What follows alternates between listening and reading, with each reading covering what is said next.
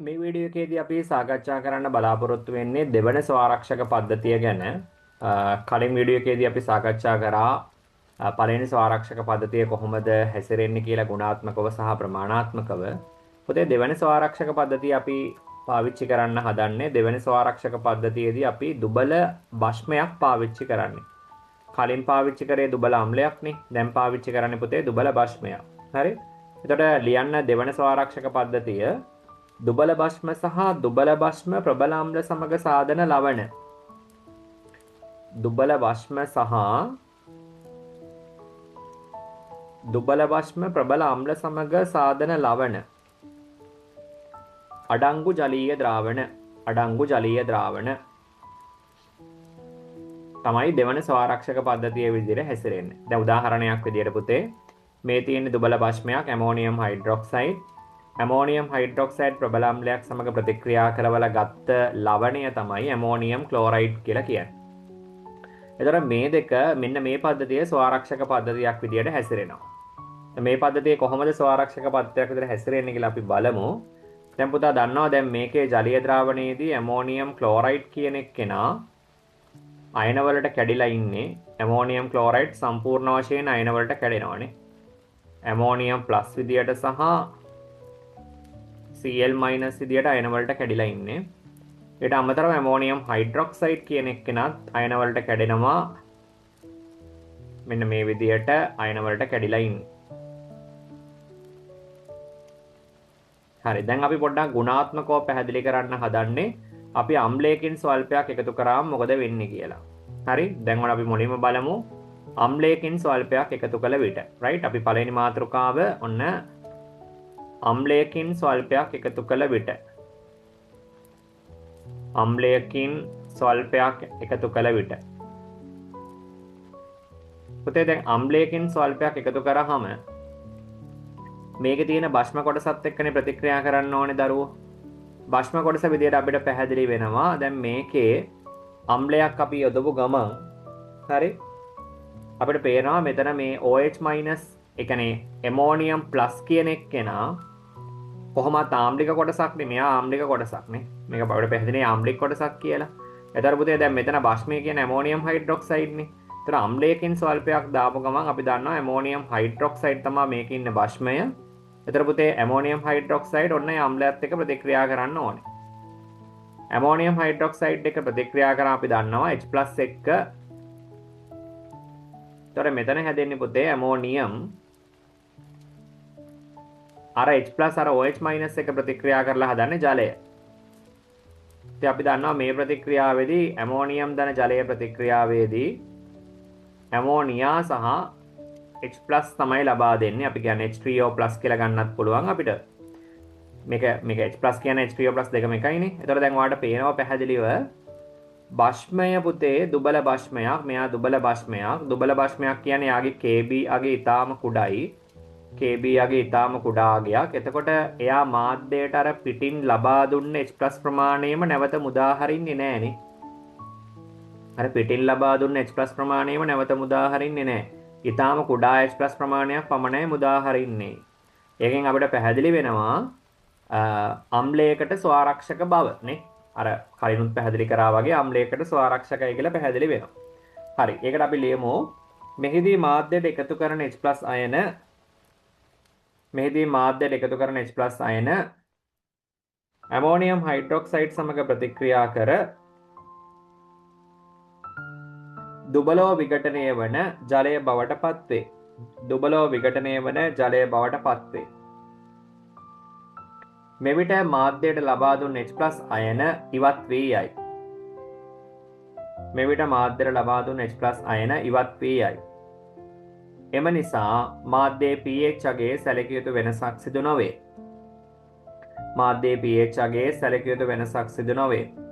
එම නිසා මෙය අම්ලයකට ස්වාරක්ෂක පද්ධතියක් ලෙස හැසිරේ. එම නිසා මෙය අම්ලයකට ස්වාරක්ෂක පද්ධතියක් ලෙස හැසිරේ. හරි. ඊළඟට අපි ගමු භෂ්මයකින් ස්වල්පයක් එකතු කරන්න දැන් යන්නේ පුතේ. භෂ්මයකින් ස්වල්පයක් එකතු කරන්න යන්නේ. එතකොට භෂ්මයකින් ස්වල්පයක් එකතු කරාම අපි දන්නවා ඒකේ අම්ල කොටසත් එක්ක තමයි රියැක්ට් වෙන්නේ නේද? දැන් මේකේ අම්ල කොටස ඇමෝනියම්නේ. එතකොට පුතේ ඔන්න ඇමෝනියම් කියන කොටස තියෙනවා. එතකොට ඇමෝනියම් කියන කොටසට භස්මයකින් ස්වල්පයක් එකතු කරනවා. එතකොට භස්මයකින් ස්වල්පයක් එකතු කරපු ගමන් මොකද වෙන්නේ? OH මයිනස් තමා දැන් මාධ්‍යයට එකතු කරන්න හදන්නේ. එතකොට අපිට පැහැදිලිව පේනවා මේ OH මයිනස් එකෙන් H එකක් අරගෙන පුතේ මෙයා ඇමෝනියා බවට පත් වෙනවා. එතන ඇමෝනියා ධන ජලය තමයි හැදෙන්නේ නේ. අපි දන්නවා ඇමෝනියා ධන ජලය ආයි අයනීකරණය වෙන්නේ භාගයට. ඒකෙන් අපි ඇමෝනියම් සහ OH මයිනස් තමා මාධ්‍යයට මුදා හරින්නේ. ඉතින් අපිට ආයි පේනවා පුතේ ඇමෝනියම් OH මයිනස් ප්‍රතික්‍රියා කරලා හදන ඇමෝනියා සහ ජලය මේක ඊටාම දුබල තත්ත්වයට තියෙන දුබල භස්මයක්. මෙයා දුබල භස්මයක් වෙන නිසා මොකද වෙන්නේ? මෙයා දුබල භස්මයක් විදියට ක්‍රියා කරන්නේ. හරි මෙන්න මෙතන පුතේ මෙයා දුබල අම්ලයක් විදියට ක්‍රියා කරේ. මේකට Ka අගයක් තමයි මෙතනට ආදේශ වෙන්න ඕනේ. මෙතන අපිට පේනවා මෙයා Kb තමයි ප්‍රකාශනය එන්නේ. ඒතර ඊටාම කුඩා OH මයිනස් ප්‍රමාණයක් තමයි මාධ්‍යයට මුදා හරින්නේ. ඉතින් එකෙන් පැහැදිලි වෙනවා භස්මයකටද ස්වාරක්ෂක වෙන බව. රයිට්? හරි. ලියන්න එකට මෙහිදී ජලීය ද්‍රාවණයේ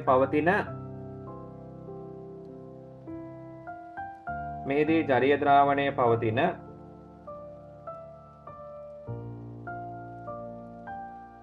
ඇමෝනියම් ප්ලස් අයන OH මයිනස් අයන සමග ප්‍රතික්‍රියා වී ඇමෝනියම් ප්ලස් අයන OH මයිනස් අයන සමග ප්‍රතික්‍රියා වී දුබලව විඝටනය වන ඇමෝනියා බවට පරිවර්තනය වේ.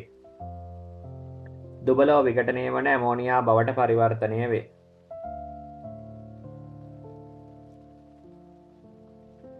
මෙමගින් මාධ්‍යයට ඉතා කුඩා OH මයිනස් අයන සාන්ද්‍රණයක් පමණක් ලබා දේ. එබැවින් මාධ්‍යයට එකතු කරපු OH මයිනස් මාධ්‍යයෙන් ඉවත් වී යයි. එම නිසා මෙය භස්මයකට ස්වාරක්ෂක බව පැහැදිලි වේ. හරි පුතේ. දැන් අපිට ඊළඟට අපිට පැහැදිලි කරන්න පුළුවන් ජලයට ස්වාරක්ෂක වෙන්නේ කොහොමද කියලා. දැන් අපි අර කලින් වීඩියෝ එකේදී අම්ලයකට ජලයට ස්වාරක්ෂක වෙන්නේ කොහොමද කියලා පැහැදිලි කරා පළවෙනි ස්වාරක්ෂක පද්ධතිය. ඒකදී අපි හෙන්ඩර්සන් සමීකරණය ව්‍යුත්පන්න කිරීමක් කරා ඔයාට මතක ඇති. එතකොට මේකෙදිත් අපිට පුළුවන් හෙන්ඩර්සන් සමීකරණය ව්‍යුත්පන්න කිරීමක් කරලා අපිට මේකේ පැහැදිලි කිරීම ලබා ගන්න. right? okay. අපි බලමු මේකට හෙන්ඩර්සන් සමීකරණය ලියන්නේ කොහොමද කියලා. පුතේ දැන් මෙතන අපිට පැහැදිලිව පේනවා පොදු වෙන ආචරණය දක්වන අවස්ථාවක් නෙමේකනේ. අපි කලින් වගේම ගමු මෙයා 0.1 සාන්ද්‍රණය කියලා ගත්තොත් මෙයාත් 0.1 කියලාම ගමුකෝ අපි සාන්ද්‍රණය වෙනස් වෙන්න පුළුවන්. එතකොට දරුවෝ තේරුම් ගන්න ඕනේ 0.1 නම් සාන්ද්‍රණය. එතකොට මෙයාගේ සාන්ද්‍රණය 0.1 කියලා ගත්තොත් මෙයාගේ සාන්ද්‍රණයත් 0.1 මේ වෙලාවේ. මේක පූර්ණව අයනීකරණය වෙන හින්දා අපි මෙයාගේ සාන්ද්‍රණය 0.1 කියලා ගත්තොත් මෙයාගෙන් x ප්‍රමාණයක් වැය වුණොත් මෙයාගෙන් x ප්‍රමාණයක් සහ මෙයාගෙන් x ප්‍රමාණයක් හැදෙනවා. හැබැයි පුතා හොඳට තේරුම් ගන්න ඕනේ මෙන්න මෙයා පොදු වෙන ආචරණය දක්වනවානේ.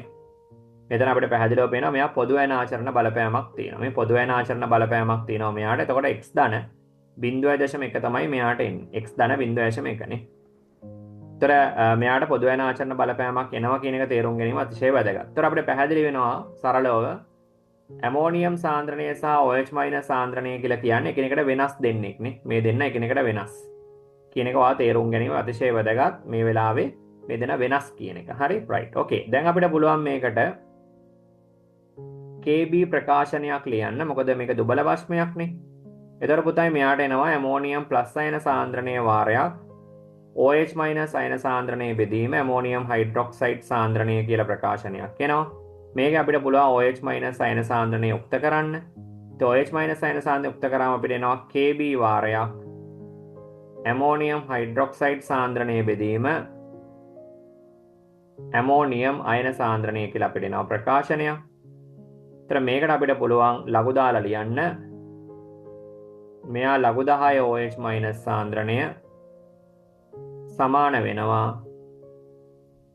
ලඝු 10 KB ධන ලඝු 10 ඇමෝනියම් හයිඩ්‍රොක්සයිඩ් AQ සාන්ද්‍රණයේ බෙදීම ඇමෝනියම් ප්ලස් අයන සාන්ද්‍රණය. මේක ඍණ ලකුණකින් වැඩි කරන්න පුළුවන් අපිට. ඒතර පුතේ ඍණ ලඝු 10 පාදයට OH මයිනස් අයන සාන්ද්‍රණය කියලා අපිට ගන්න පුළුවන් මෙයා. ඒතර මෙයා ඍණ ලඝු 10 පාදයට KB කියලා එනවා. දැන් මෙතනත් අපිට පේනවා මෙයා ධන තිබුණාට මෙයා ඍණ කියලා දැම්මොත් අපිට පුතේ මේ විදියටමයි ලියන්න වෙන්නේ. හැබැයි දැන් මම මෙතන ඍණ දාන්නේ නැහැ. මේක ධන කරනවා. ඒක ඍණ කියලා දාන්න නැතුව මම මේක ධන කරනවා. රයිට්? මේක ධන කරාට පස්සේ මොකද වෙන්නේ? මේක ධන කරාට පස්සේ උඩයට මාරු වෙනවා නේ. ඒතකොට මෙයා ලඝු 10 උඩට යනවා. ඇමෝනියම් අයන සාන්ද්‍රණයේ විදියට උඩට යනවා. යරට එන්නේ පුතේ ඇමෝනියම් හයිඩ්‍රොක්සයිඩ්ගේ සාන්ද්‍රණය. ඔන්න ඔහොම තමයි යරට එන්නේ. එතකොට මේ තියෙන්නේ පුතේ POH නේ. එතකොට මේ ඉන්නේ පුතේ PKB භස්මයේ සාන්ද්‍රණය. වාරයක් ලඝු 10 සාන්ද්‍රණය ඇමෝනියම් අයන සාන්ද්‍රණය බෙදීම ඇමෝනියම් හයිඩ්‍රොක්සයිඩ් සාන්ද්‍රණය බවට පත් වෙනවා. එතකොට අපිට මේ සමීකරණයෙන් පේනවා අපිට ජලය දැම්මොත් ඔන්න දැන් ජලය දැම්මට පස්සේ මොකද වෙන්නේ කියලා තේරුම් ගන්න. පුතේ ජලය දැම්මොත් වෙන්නේ PKB කලින් වගේම ඇමෝනියම් අයන සාන්ද්‍රණය සහ ඇමෝනියම් හයිඩ්‍රොක්සයිඩ් කියන සාන්ද්‍රණය කියන දෙකම තනුක වෙනවා. පුතේ ජලය දැම්මම මෙයාගේ සාන්ද්‍රණයත් අඩු වෙනවා මෙයාගේ සාන්ද්‍රණයත් අඩු වෙනවානේ. දෙදෙනාගේම සාන්ද්‍රණ අඩු වෙනවානේ ජලයේ ස්වල්පයක් යෙදුවට පස්සේ. ඒතර ජලයේ ස්වල්පයක් දැම්මට පස්සේ දෙදෙනාගේම සාන්ද්‍රණ අඩු වෙනවා කියන එකේ තේරුම තමයි මේ අනුපාතය වෙනස් වෙන්නේ නැහැයි කියන එක නේ. මෙන්න මේ අනුපාතය වෙනස් වෙන්නේ නැහැ. අනුපාතය වෙනස් වෙන්නේ නැත්නම් පුතේ POH වෙනස් වෙන්නේ නැහැ. POH වෙනස් වෙන්නේ නැත්නම් අපි දන්නවා pH වෙනස් වෙන්නේ නැහැ. මොකද pH ධන POH 14ක් නේ. නේද පුතේ? එතකොට POH වෙනස් වෙන්නේ නැත්නම් 14 වෙනස් වෙන්නේ නැත්නම් ඒ දෙක අඩු කරලා වෙන පිළිතුර වෙනස් වෙන්න හේතුවකුත් නැහැ. එහෙනම් pH අගයත් නියත අගයක්ම තමයි වෙන්නේ. හරි. ඊට පස්සේ දැන් ඔයා ලියන්න ඕනේ එතකොට ජලයෙන් ස්වල්පයක් එකතු කළ විට. ජලයෙන් ස්වල්පයක් එකතු කළ විට මොකද කියන්න තියෙන්නේ? ජලයෙන් ස්වල්පයක් එකතු කළ විට කියලා මේ සමීකරණ ටික ලියලා ව්‍යුත්පන්න කරලා මෙතනට වෙනකන් එන්න. ඊට පස්සේ ලියන්න මෙව මාධ්‍යයට ජලයේ ස්වල්පයක් එකතු කළ විට පද්ධතියේ පවතින සියලුම සංඝටක තනුක වීම සිදුවේ. පද්ධතියේ පවතින සියලුම සංඝටක තනුක වීම සිදුවේ. එම නිසා දුබල භස්මයේ එම නිසා ඉහත හෙන්ඩර්සන් සමීකරණයට අනුව අනුපාතය වෙනස් නොවේ. එම නිසා pH අගය වෙනස් නොවේ. අනුපාතය වෙනස් නොවේ. එම නිසා pH අගය වෙනස් නොවේ.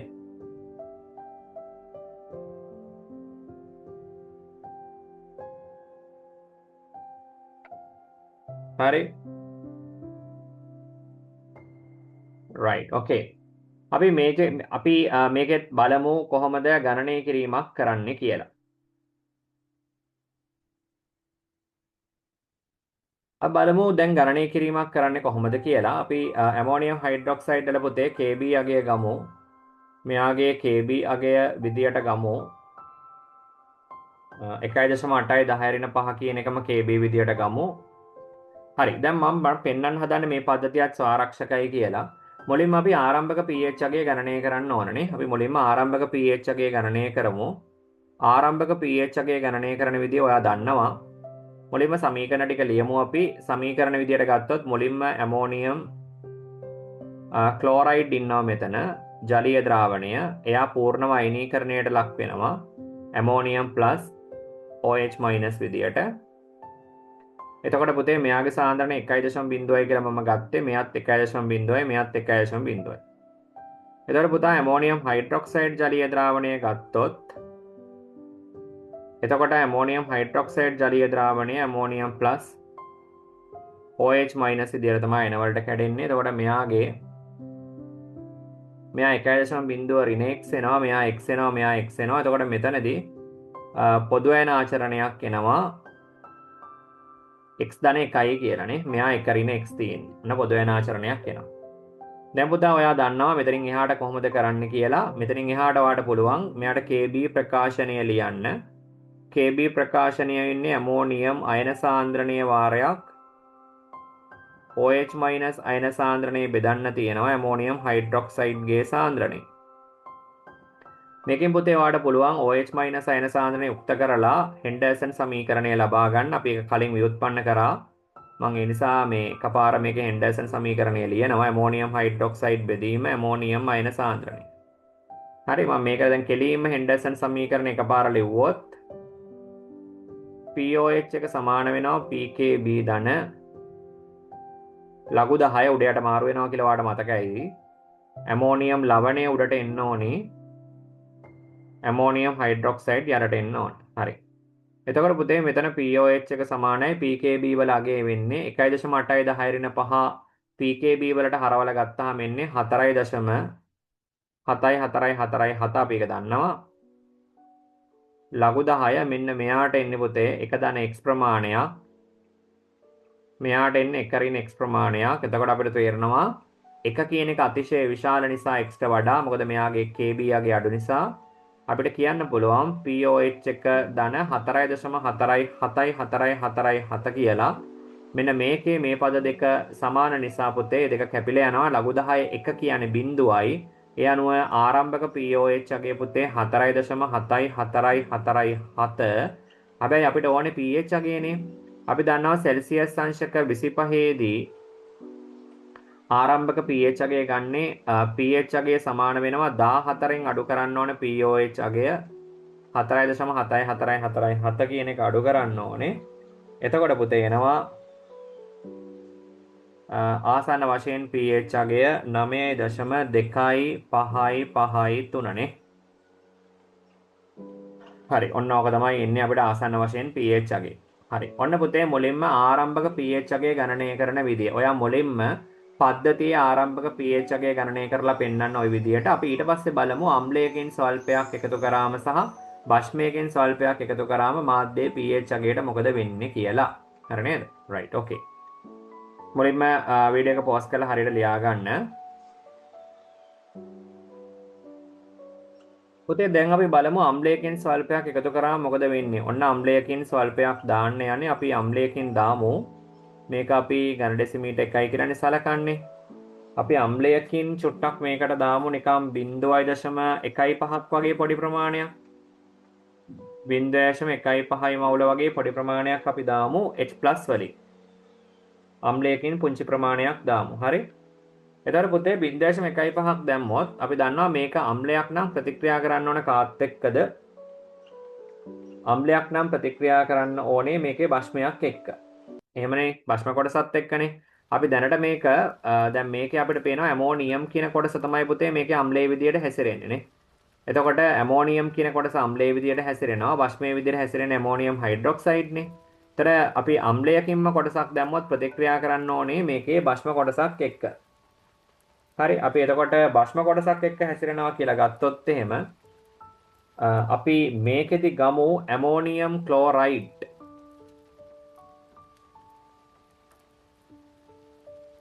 මේක පුතේ බෂ්මයේ වෙන්නේ ඇමෝනියානේ. මම ඇමෝනියම් හයිඩ්‍රොක්සයිඩ්ව තමයි මේ ඇමෝනියා කියලා ලිව්වේ. හොඳේ ඇමෝනියම් හයිඩ්‍රොක්සයිඩ් නේ බෂ්මයේ. මොකද දාන්නේ අම්ලයක්නේ.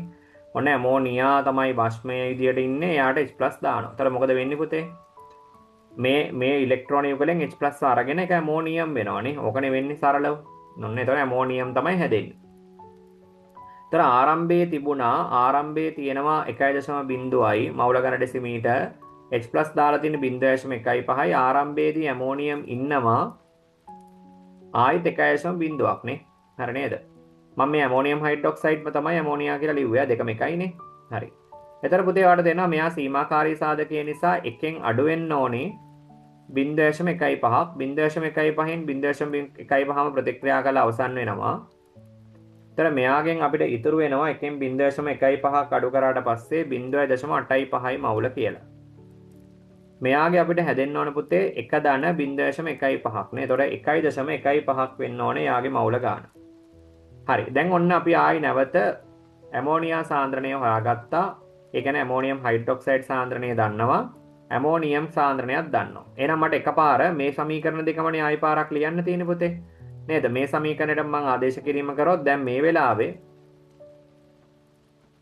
දැන් මට ගන්න පුළුවන් මම මේකම මකලා ආදේශ කරන්නම්.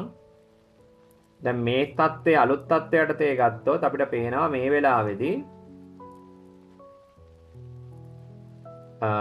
වෙලාවේදී ඇමෝනියම් ක්ලෝරයිඩ් වල සාන්ද්‍රණය වෙන්නේ 1.15ක් නේ. මෙයත් 1.15ක්. ඒතර මෙයා පොදු වෙන ආචරණය දක්වනවා 1.15කට.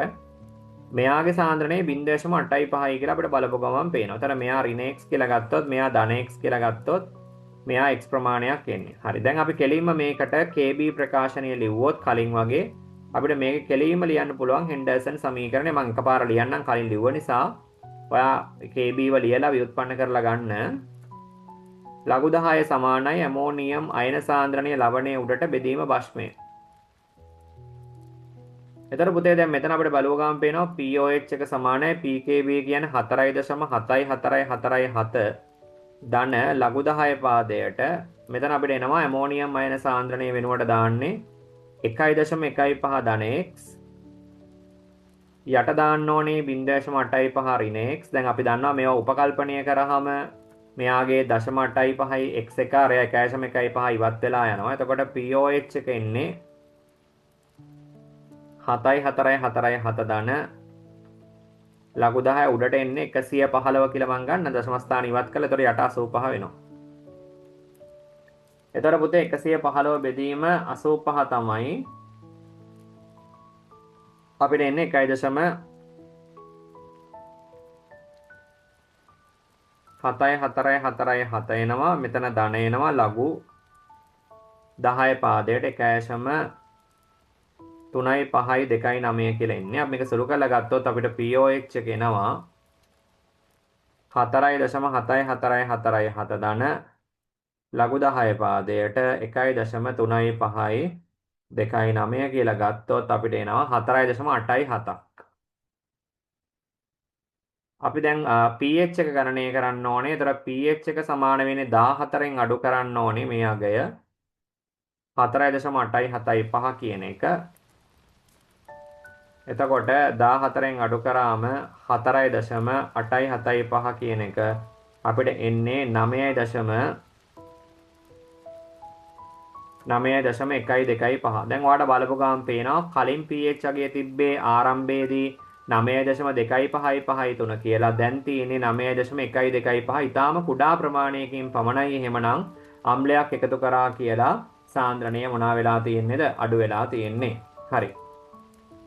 දැන් අපි මේකම කරමු භස්මයකින් ස්වල්පයක් එකතු කරොත් මොකද වෙන්නේ කියලා බලමු. රයිට්. පුතේ භස්මයක් දැම්මොත් අපිට තේරෙනවා දැන් භස්මයක් නම් ප්‍රතික්‍රියා කරන්නේ අම්ල කොටසක් එක්කනේ.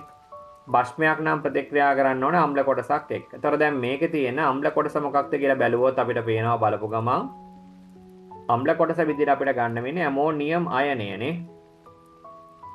මේකනේ ඇමෝනියම් අයනයනේ අම්ල කොටස. එතකොට ඒක ප්‍රතික්‍රියා කරන්නේ OH- එක්ක. ඒතර අපිට පේනවා OH- ගත්ත ගමන් මේකෙන් ඇමෝනියා තමයි හැදෙන්නේ. ඇමෝනියා ධන ජලයනේ හැදෙන්නේ. හරි. එතකොට දැන් මේකේ 1.0 තියෙනවා. භස්මෙන් එකතු කරන්නේත් අපි 0.15ක්ම තමයි. ඒතර අපිට මේකේ කිසි වෙනසක් වෙන්නේ නැහැ. ඇමෝනියම් අයනය 0.85ක් වෙනවා. ඇමෝනියා 1.15ක් වෙනවා. නැවත මේ සමීකරණයටමයි ආදේශ කරන්න තියෙන්නේ පුතේ. මොකද මෙතන දත්ත ටික දැන් බැලුවොත් දැන් ඇමෝනියම් ක්ලෝරයිඩ් සාන්ද්‍රණය 1.15 නෙමෙයිනේ. දැන් සාන්ද්‍රණේ පොඩි වෙනසක් වුණානේ. දැන් සාන්ද්‍රණ කොහොමද එන්නේ? දැන් සාන්ද්‍රණය එන්නේ පුතේ මෙතන ඇමෝනියම් ක්ලෝරයිඩ් වලට සාන්ද්‍රණය එන්නේ 0.8 පාරක මාරු වෙලා ඉන්නේ නේ. හොඳට බැලුවොත් පේනවා ඒක මාරු වෙලා ඉන්නේ. උඩයට මාරු වෙන එක විතරයි වෙන්නේ. ඇමෝනියම් හයිඩ්‍රොක්සයිඩ් වල සාන්ද්‍රණය 1.15 නේ. ඒතර මෙයත් 1.15 එන්නේ ධන x. හරි. රයිට්. දැන් එතන අපිට මේ සමීකරණයට ආදේශ කරද්දී අර උඩයට මාරු වෙන එක පමණක් වෙන්නේ කියන එක ගැන දැන් ඔයාලට තේරෙනවා නේ. මෙන්න මෙතන උඩයට මාරු වෙන්න ඕනේ. මේකෙත් උඩයට මාරු වීමක් පමණයි වෙන්නේ. අපි මේකේ උඩයට මාරු කිරීම කරලා පිළිතුර ලබා ගමු. මොකද වෙන්නේ කියලා බලමු එතකොට. හරි. දැන් එතකොට ආදේශ කිරීම සිද්ධ වෙන්න ඕනේ මෙහෙමයි. දැන් පුතේ උඩට එන්නේ එතකොට ඇමෝනියම් අයන සාන්ද්‍රණය කියන්නේ 0.85 ධන x නේද? ධන x නේ. 0.85 නේ මෙතනට එන්නේ 0.85 පොදු අයන ආචරණ බලපෑමින් ඉන්නේ ගන්න පුතේ. එතන මෙයා 0.85 වෙන්නේ ධන x. මෙතන එන්නේ එතකොට 1.15 ඍණ x. අපි උපකල්පනය ගත්තම x පදේ ඉවත් වෙනවා. එතකොට උඩට එන්නේ 85 යරට එන්නේ 115. එතකොට අපිට එනවා 85 බෙදීම 115 කියලා ගත්තාම 0.739 0.739යි 1. ඒතර අපිට pH ගණනය කරන්න පුළුවන් 4.74747 ධන ලඝු 10 පාදයට 0.73991 කියලා. එතකොට අපිට එන්නේ පුතේ 4.61134. 4.61134 කියලා ඉන්නේ. ඒතර අපිට පුළුවන් 14න් අඩු කරන්න 4.61134. එතකොට අඩු කරාම අපිට එනවා 9.38666 කියලා. ඒතර අඩු වෙන්නේ 4.61134ක්. හොඳට බැලුව ගමන් පේනවා අපිට ආරම්භයේ තිබ්බ පද්ධතිය 9.2553 තිබුණේ. දැන් පේනවා දැන් පද්ධතිය 9.386 කියන්නේ ඉතාම චූටි ප්‍රමාණයක් විතරයි වැඩි වෙලා තියෙන්නේ භස්මයක් දැම්මයි කියලා. ඒතර අපිට පේනවා ප්‍රමාණාත්මකව භස්මයක් දැම්මයි කියලත් මාධ්‍යයේ pH ගේ සැලකිලිතර වෙනස් වෙලා නැහැ. එහෙනම් ස්වාරක්ෂක පද්ධතියක් විදියට හැසිරෙනවා. දැන් ඔයාලට එහෙනම් තේරෙනවා දෙවන ස්වාරක්ෂක පද්ධතියත් ප්‍රමාණාත්මකව සහ ගුණාත්මකව කොහොමද ස්වාරක්ෂක පද්ධතියක් ලෙස හැසිරෙන්නේ කියලා.